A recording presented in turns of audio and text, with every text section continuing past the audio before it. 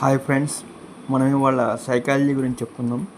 వికాస దృక్పథాలు, పెరుగుదల వికాసం పరిపక్వత అనేది మనకి టెట్ పేపర్ 2లో ఉంది, టెట్ పేపర్ 1లో కూడా ఉంది. పెరుగుదల వృద్ధి గ్రోత్ అంటారు. వ్యక్తిలో అంతర్గతంగా మరియు బహిర్గతంగా జరిగే అవయవాల అభివృద్ధిని పెరుగుదల అంటారు. లేదా మానవ శరీరంలో జరిగే పరిమాణాత్మక శారీరక మార్పునే పెరుగుదల అంటారు. పెరుగుదల బహిర్గతంగాను మరియు అంతర్గతంగాను జరుగుతుంది. బాహ్యంగా కనిపించే శారీరకమైన ఎత్తు, బరువు, అవయవాల పెరుగుదల బహిర్గత పెరుగుదల అంటారు. అలాగే అంతర వ్యవస్థలో అంటే లోపల శరీరం లోపల భాగాలు మెదడు, గుండె, కాలేయం లాంటి అవయవాల్లో పెరుగుదల అంతర్గతంగా పెరుగుదల అంటారు. శారీరక నిర్మాణం మార్పులను సూచించేదే పెరుగుదల అని క్రో అనే ఆయన చెప్తారనమాట. పెరుగుదల అనేది కేవలం పరిమాణాత్మకమైనది, గుణాత్మకమైనది కాదు. పెరుగుదల అనేది ఏంటిది? పరిమాణాత్మకమైనది, గుణాలను చెప్పేటటువంటిది కాదు.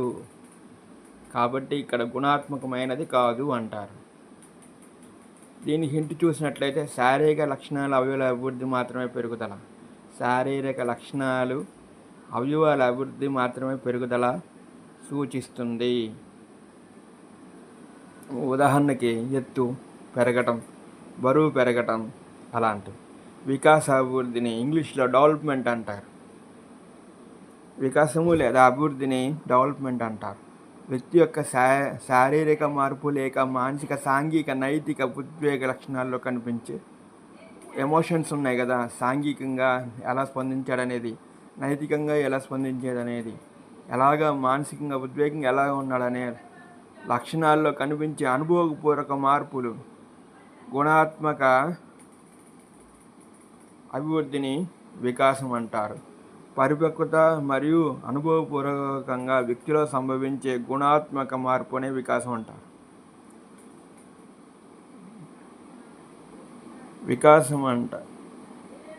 అభివృద్ధి వికాసం అంటారు. లేదా పరిపక్వత మరియు అనుభవపూర్వక అంటే పరిపక్వతం మరియు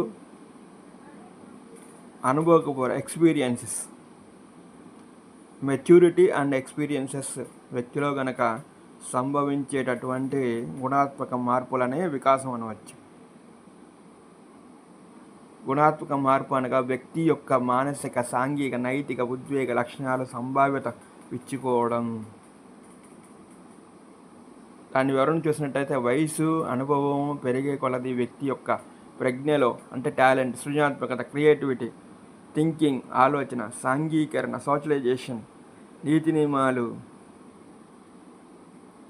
అనుసరించడంలో, ఉద్వేగంలో ప్రదర్శించడంలో ఎంతో అభివృద్ధి ఉంటుంది. దీన్నే వికాసం చెప్పుకోవచ్చు. అయితే పరిమాణాత్మకమైన మార్పు జరగకుండా గుణాత్మకమైన మార్పు సంభవించవు. ఇక్కడ పాయింట్ చూడండి. అయితే పరిమాణాత్మకమైన మార్పు జరగకుండా అంటే శరీరం ఒక అభివృద్ధి జరగకుండా గుణాత్మకమైన మార్పులు అంటే లక్షణాలకు సంబంధించిన మార్పులు సంభవించవు. ఎప్పుడు పరిమాణాత్మకమైన మార్పులు రాకుండా గుణాత్మకమైన మార్పులు సంభవించవు. కాబట్టి పెరుగుదల వికాసంలో ఒక భాగంగా పరిగణించవచ్చు.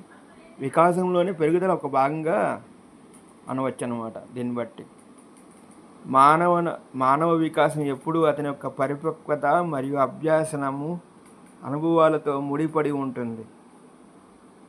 ఇది ఎలా ఉంటుందంటే మానసిక వికాసం ఎప్పుడు అతని యొక్క అంటే ఒక వ్యక్తి యొక్క పరిపక్వత మరియు అభ్యాసన, అనుభవాలతో ముడిపడి ఉంటుంది.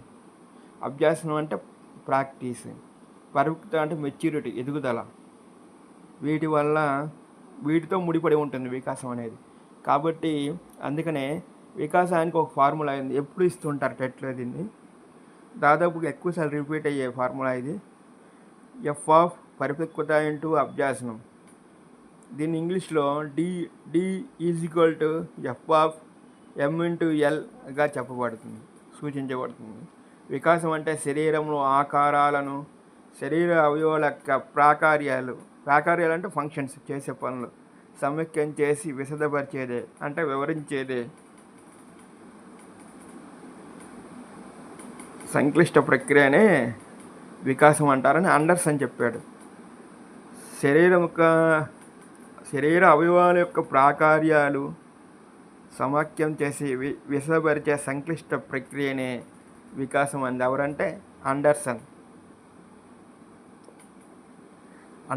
మనం తెలియడం కాబట్టి మనకి పెద్ద ఇంగ్లీష్ రాని వాళ్ళు ఇలా ఈ సైంటిస్ట్ పేరు